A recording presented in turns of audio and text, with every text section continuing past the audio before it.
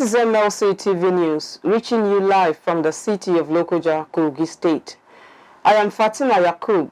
The headline: Budget 2022, Nigeria Army Seeks Exemption from Envelope Allocation System. Kogi begins closure of illegal schools. JAMB remits 3.51 billion naira as 2021 operating surplus. And Councillor's budget more in the mold of Brown than Osborne. Now, the news in detail. The Minister of Industry, Trade and Investment, Otumba Adeniyi Adebayo, reiterated the government's commitment to provide an enabling environment to improve the competitiveness of organic farming and agro-food products. Adebayo, represented by the Director of Commodities and Exports, Suleiman Adebayo, said at the National Business Summit on Organic Agriculture in Abuja, the theme of the summit was organic quality guaranteed for national development. The minister said that promoting quality organic agricultural products was a safe approach for better health integrated into the relevant MDAs in Nigeria. He said the ministry is fully committed to providing an enabling business environment that will improve the competitiveness of organic agricultural products locally and globally. Olusegun Awolowo, Executive Director of the Nigeria Export Promotion Council, in his opening remarks, said the government and other stakeholders in the sector are working together to ensure that the country's local organic products are exclusively organic. Awolowo said the scenario needs to be changed in order to increase and expand Nigeria's agricultural sector, a viable non-oil sector that will boost economic diversification. Governor Yahya Bello of Kogi State said Nigeria's unity, self-interest, emancipation and prosperity remain President Muhammadu Buhari's priority as he urges Nigerians to support his journey to a greater Nigeria. Bello made this known in Abuja when he received traditional and political leaders from Daura, Katsina State, who paid him a courtesy visit to appreciate his support for President Muhammadu Buhari. According to Bello, Buhari has done so much for Nigeria and Nigerians, adding that only the ungrateful will not appreciate everything he has done for the country. Bello said all Nigerians need to do is to continue to pray for the success of President Buhari because his success is the success of the nation and its citizens. He also said that Buhari has sacrificed and continue to sacrifice for the unity, security, prosperity and emancipation of this country. From his days in the army and now as a civilian, he said that President Buhari is the only president in this country who does not have an account abroad. He has no businesses either at home or abroad other than his cattle. He is the only president who, even in his sickbed, continues to wish this country good luck. Bello said Buhari has put in place many structures and policies to prepare the younger generation and politicians across the country to succeed where he left off. He, however, noted that if Nigerians want him to continue Buhari's legacy in 2023, he will not look away but respond to their call. Group spokesman Abba Daura said that the visit was aimed at appreciating Bello for his unwavering support for President Buhari and the success of his administration. Daura said when they got home, they will strategize on how they can help Bello for his dreams to come true. Kogi State Governor Yahya Bello has approved the appointment of Ephraim Olu Amorawaye as Senior Special Assistant to the Governor on Administration in the Office of the Secretary to the Government of the State. In a letter signed by the Secretary to the State Government, Ayoade Folashade Arike, according to the letter, the appointment was based on the appointee's outstanding performance, accomplishments, and loyalty, especially his technical competence, experience and commitment to the service of the government. The governor congratulated the new appointee and urged him to discharge his duties with utmost responsibilities deserving of the new office and the accompanying responsibilities. Amorawaye, a highly experienced professional, retired from the state civil service as a permanent secretary, administration in the office of the SSG in October 2021. Amorawaye is to resume office with immediate effect. Kogi State Government on Wednesday began the closure of substandard and illegal schools operating in the state.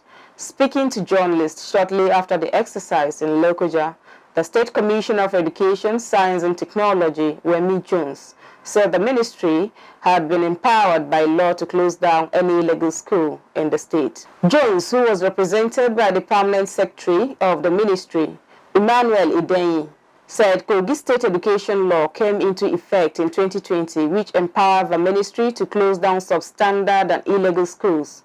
He stressed that until the affected schools fulfill the ministry's condition for operation in the state, they will remain closed. According to him, there is a task force already set up by the ministry that is going round, adding that the exercise will continue until set goals were achieved. He therefore advised owners of substandard schools in the state to be ready for the same exercise.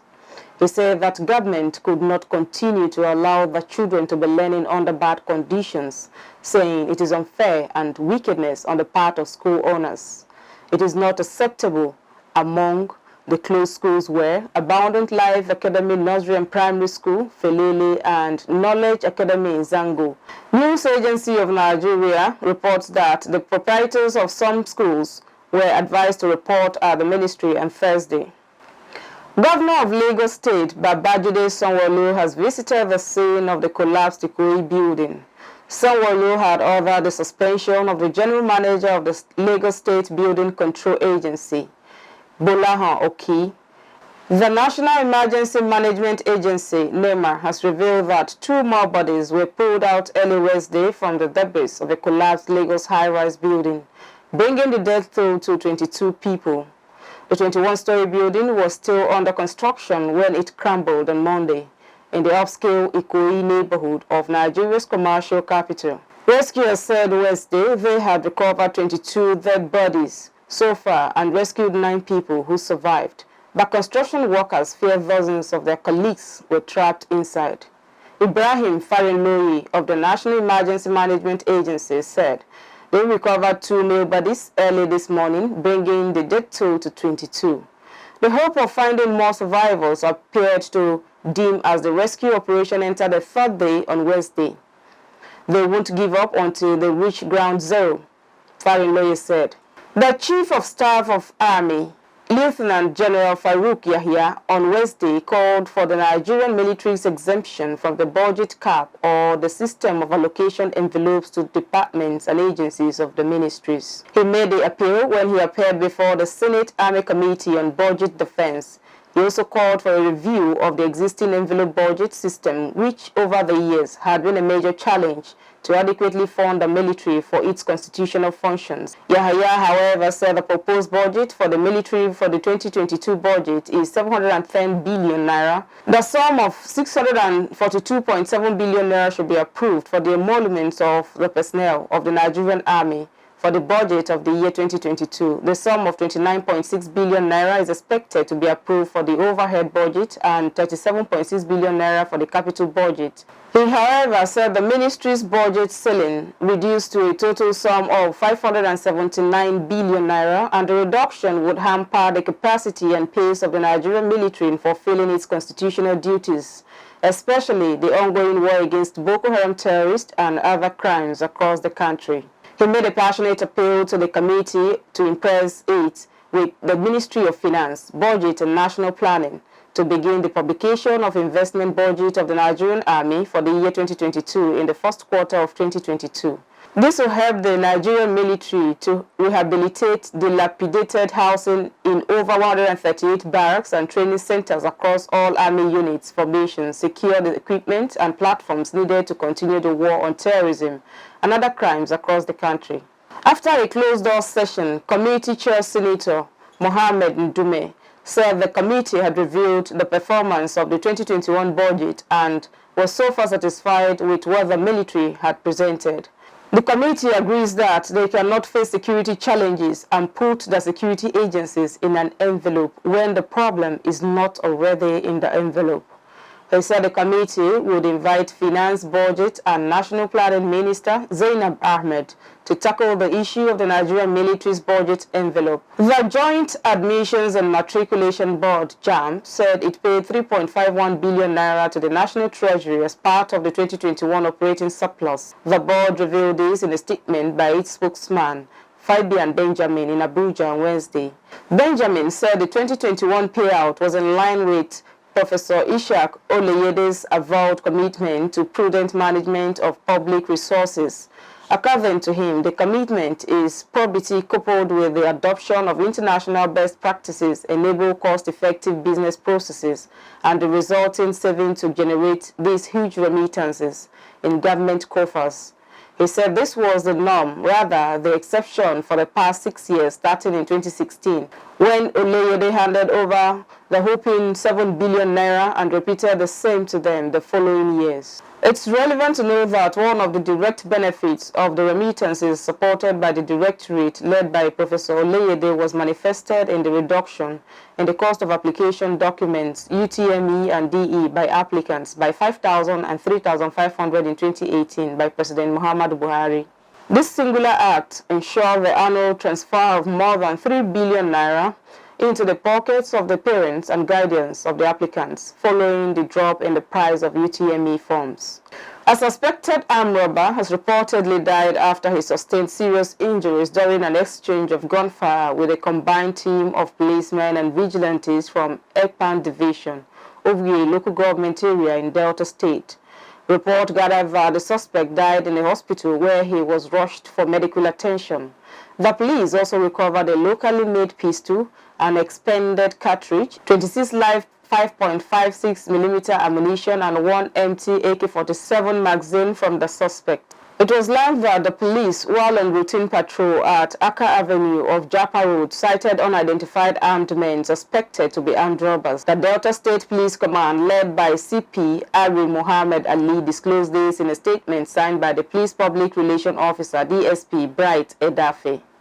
Justice Daniel Okumboa of Benin High Court has dismissed the objection by the Edo State government and the Momo ruling house in the Auchi Edo State chieftaincy dispute and admitted the Ojugo report during the last sitting on October 11th. Justice Okumboa had reserved ruling for November 2nd as whether to admit the report of the Ojugo Commission of Inquiry following a vehement objection by counsels to the defendants. BU Adeleye Salman Dako and Daud Momodu vehemently opposed the tendering of the report of Ojugo Commission of Inquiry into the Auchi chieftaincy dispute. Counsel to the plaintiff, Ose Oko SAN, had argued that he sought to table the Ojugo report as an exhibit before Justice Okumboa to show its existence and not to prove its content. The trial judge, however, ruled that the report is only inadmissible when it is tendered for the purpose of evidence led and either the tribunal or commission of the inquiry. Justice Okumboa held that when a report is tendered to show that there was an inquiry into something, adding that since the law is not a straitjacket, each case must be distinguished. In suit number B/329/2018 between the claimants Mahmoud Yahaya Iharo against the Attorney General, Edo State Permanent Secretary, Ministry of Local Government Affairs, His Royal Majesty Alhaji H.A. Momo, the Otaru of Auchi. They are seeking a declaration that the selection, presentation and appointment and/or the production of Otaru of Auchi is rotational, and each sub-ruling house of Ikelebe ruling house of Auchi must take in turn in accordance with the custom and tradition of Auchi as enshrined in Section 3 subsection 2 and Section 14 subsection 1c of the Traditional Rulers and Chiefs Law 1979. The judge subsequently adjourned the case to January 10th for the consideration of defense. You're still watching MLC TV News. We'll be right back.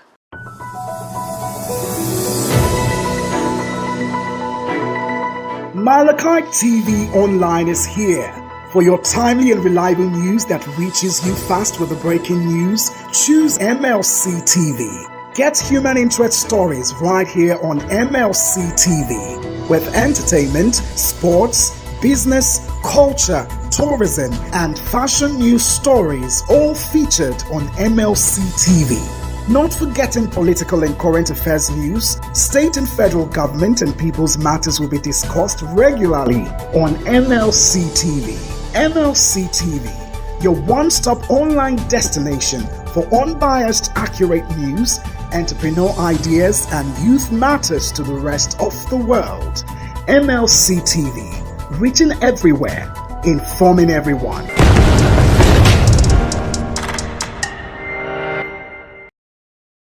Welcome back.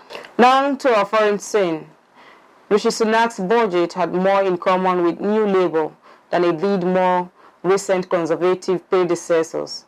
According to analysts, the Institute for Fiscal Studies (IFS) said the decision to invest in public services, establish a more generous benefit system, and increase wages meant the Chancellor's budget and spending review were more similar to Gordon Brown's than to George Osborne's. Sunak, on Wednesday's fiscal statement, pledged to increase the budgets of Whitehall departments by £150 billion over the Parliament, boost the local government grant funding in England by £4.8 billion over 3 years, and raise the income of the devolved administrations. The minimum wage was also hiked to £9.50 for those aged 23 and over, while the year-long public sector pay freeze was lifted. But Paul Johnson, director of IFS, said Sunak was spending the majority of his recently increased tax receipts rather than putting them aside to reduce borrowing. However, Johnson warned that the almost non-existent increases in living standards were a big blow to families and could become a big political driver. Speaking to BBC News later, Johnson said government tax rises along with inflation were partly to blame for the poor uplift in living standard had a big political effect. National insurance contributions for workers is to increase by 1.25 percentage points from April to help pay for the NHS and social care, which IFS has previously estimated will bring the tax burden to 35% of GDP by 2023 and 2024. After drought and pests that destroyed crops during 2020-2021 farming season, nearly 65,000 farming households in Malawi received cash payments from a World Food Program, Agricultural Insurance Program, United Nations. This is one of the largest crop insurance payments ever made on the African continent, amounting to $2.4 million. Most of the Malawi farmers depend rain-fed agriculture, but with the increasing effect of climate change, livelihoods are clinically disrupted, feeling hunger, said Labensi Lori, Minister of Agriculture, present at the start of the harvest. The government of Malawi and the coalition of partners empower farming communities to manage their climate risk and reduce the impact of climate hazards. During the 2020-2021 farming season, farmers have insured crops such as maize, sorghum, rice, peanuts, peas, and cotton to protect their income from crop losses. Farmers have assessed these policies by paying part of their premium in cash or participating in the construction of community assets such as wells, vegetable gardens, and nurseries that help them withstand future climate shocks. In recent years, Malawi has experienced an increase in the frequency, intensity, and unpredictability of climate shocks, perpetuating a cycle of food and nutrition insecurity. WFP is working with the government and its partners to mitigate the impacts of the climate crisis on vulnerable and food insecure communities through an integrated risk management approach. This initiative has been implemented in Malawi since 2015 and is made possible through multi-stakeholder partnerships. Malawian farmers receive money in one of Africa's biggest insurance payouts. Over to Aliyu Nasser on Sports Today.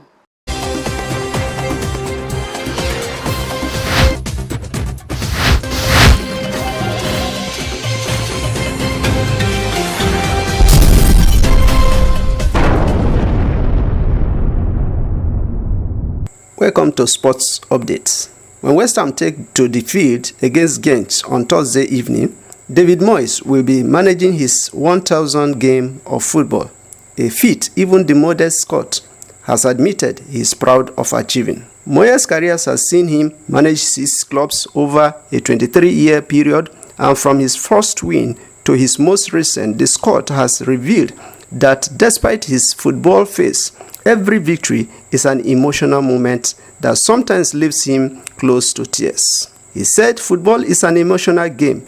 It can get you at times, that they put on a face which is football face, and that's how they worked. But deep down, they are really emotional with the game, and they want to win at all time. David Moyes' first win came in January 1998 when, as a player manager of Preston North End, in the UEFA Champions League played last night Wednesday, Real Madrid defeated Shakhtar Donetsk by 2-1. Milan and Porto played a 1-1 draw, while Sheriff lost to 1-3 to Inter Milan.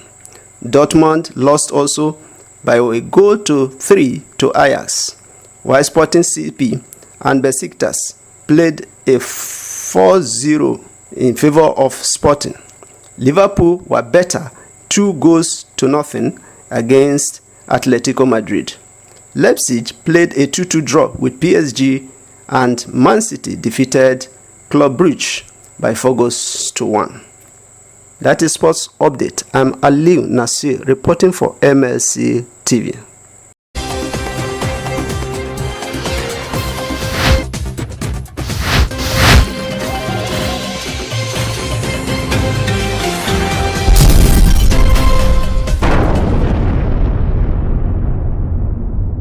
Thank you, Aliu, for the update. That's our news package.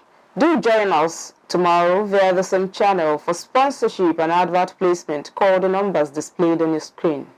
Or visit our Facebook page, Mlc TV. Like and leave your comments for us. Our Instagram is Mlc TV 2021 and YouTube channel Mlc TV. Please do subscribe and share across the globe for us. I am Fatima Yakub. Thank you for staying with us.